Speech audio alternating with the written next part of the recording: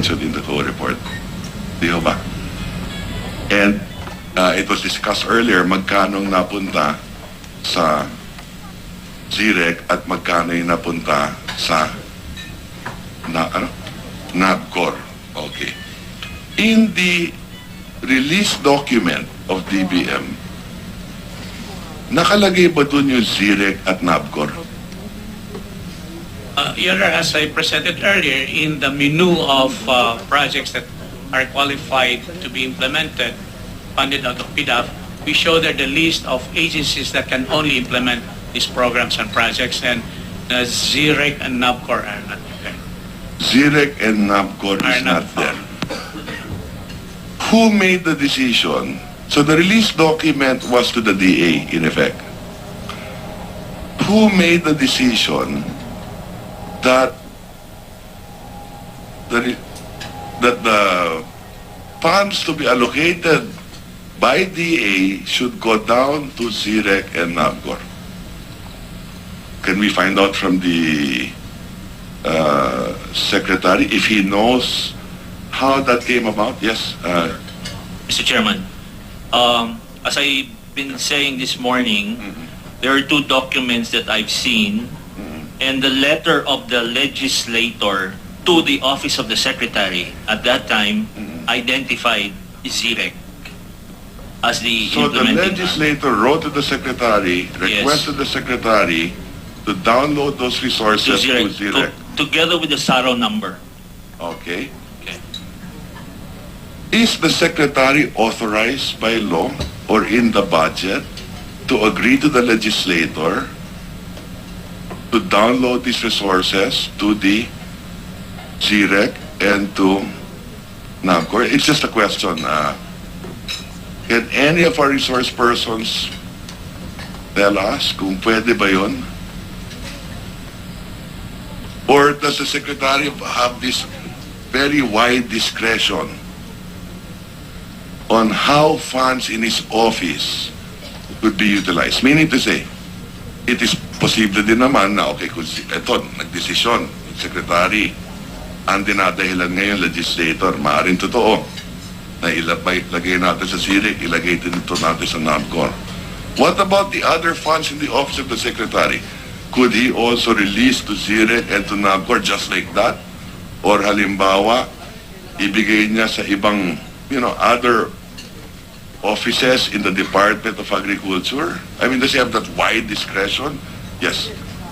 Just for our understanding, we're not pointing any blame. Gusto ko na maintindihan kung paano ba ginagawa ito. Yes, Secretary. Mr. Chairman, sa panahon po ngayon, hindi po ito kayang gawin kahit sekretaryo sapagkat naka-line item po ang lahat ng mga programs na pinopontuhan po namin. Isinusumiti po namin ito sa Kongreso at saka po sa inyo. Secretary, hindi line item ang budget ng Department of Agriculture. At ito, linabas ko na ito during sa budget deliberation.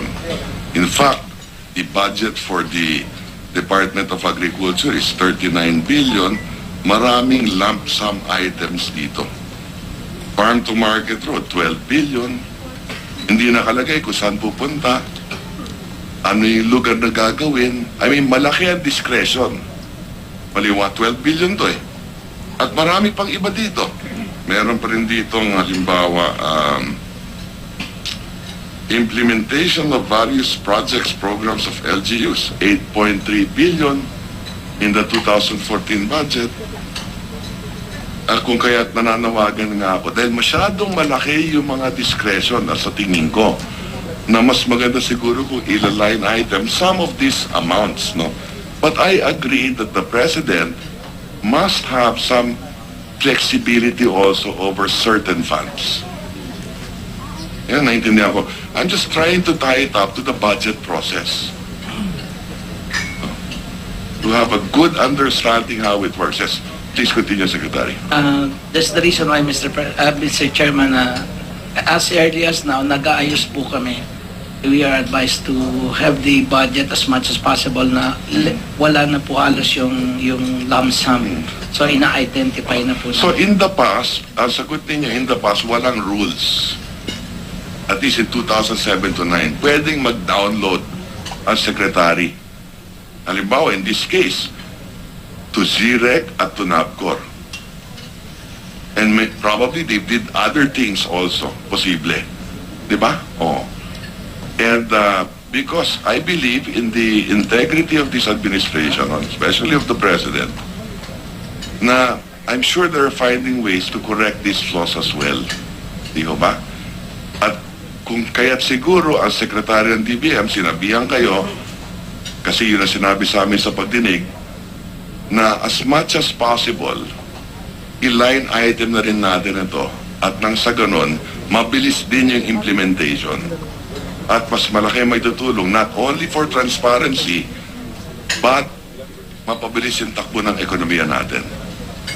To sustain your 7.5% growth, diba? So we have your assurance now that, in effect, we are trying to fix this problem of so too much discretion, possibly, na meron dati as secretary, ng DA, ang DBM secretary, and in many cases in the past, I suppose, the president, di ba?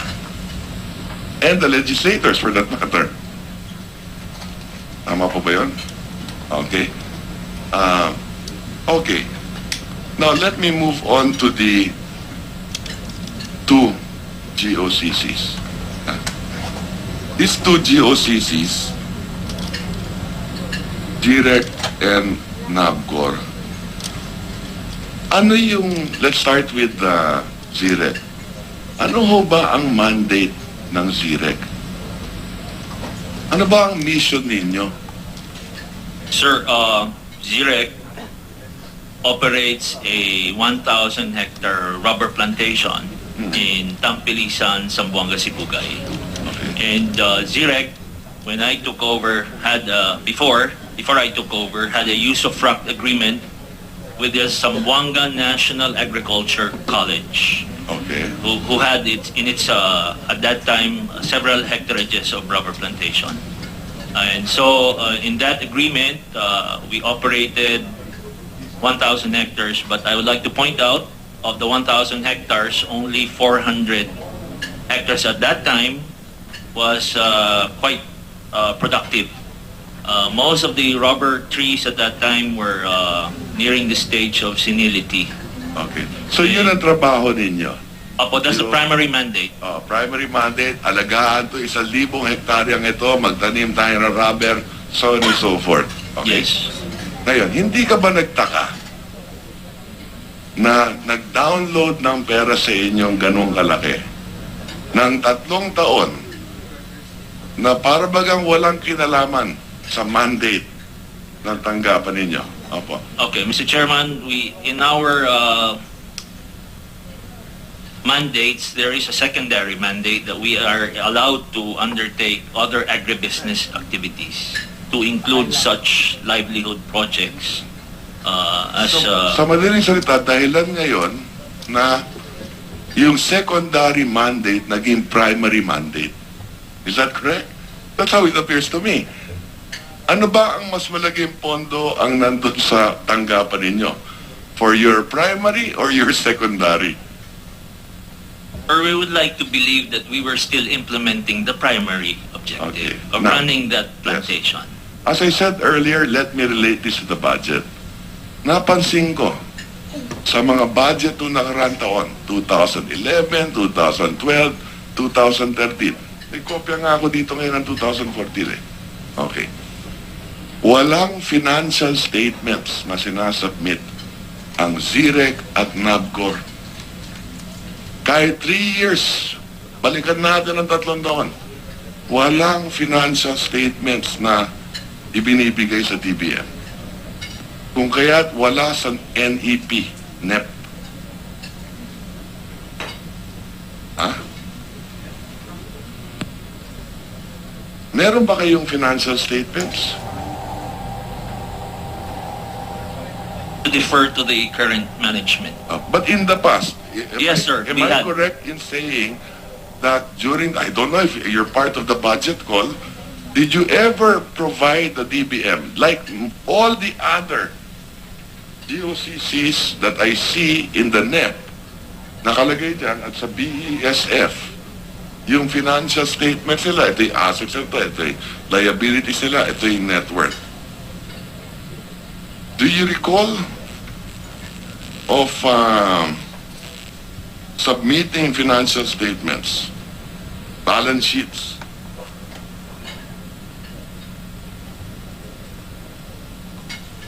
Meron ba kayong financial statements sa website ninyo, halimbawa? Meron ba kayong website? Ito, nasa akin dito eh. Balance sheet of 5 selected. Where did I get this? From the BESF of 2014.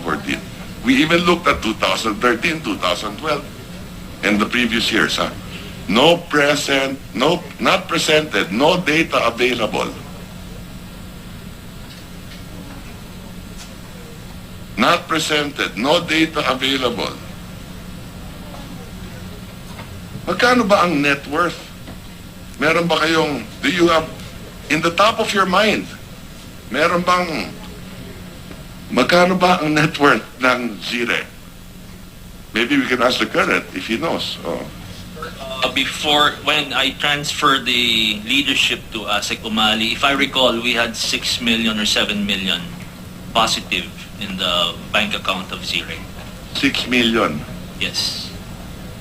If Okay. that's a ballpark figure, Mr. Chairman. So saan napunta yung 3% commission, yung lahat ng tinanggap ninyo? Doon po yun, nakapasok sa... Kung 6 million na lang, hindi nagastos na. Mr. Chairman, with the permission of Senator Recto, may I just ask for a clarification? The 6 million is what? Total assets, net worth, income? Bank Which account. one? Cash in bank, sir. Cash in Yeah, bank. but that doesn't mean anything. What were your total assets and what was your net worth?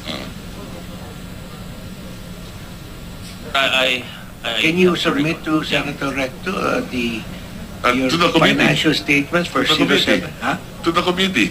To the If they can submit all these documents to the committee. Financial And may I statements, recommend income, to the- balance sheet as of December 31st, 2007, 2008, 2009. So ordered, ASEC Umali. Verbal response, please. Your Honor, we will submit it to the Thank committee. you, thank you. But do you have, on the top of your mind, magkano ba ang net worth? At yan pa rin pong papapatuloy ng Senate Blue Ribbon Committee hearing tungkol nga sa paggamit ng PDAF na may kaugnayan sa mga umano'y NGO ni Janet Lim Napoles at SOFA partner.